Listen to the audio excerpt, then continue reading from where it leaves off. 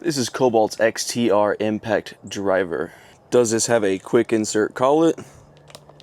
No, it does not.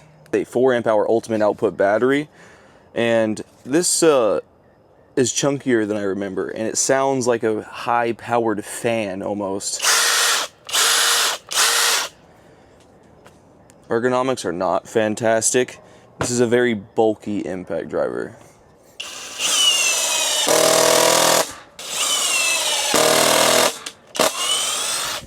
Speed 2.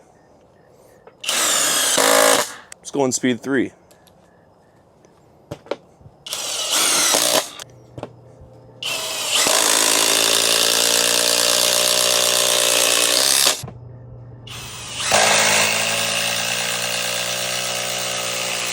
Seems like it has enough power right now, but it's bulky, it's uncomfortable, and it's loud.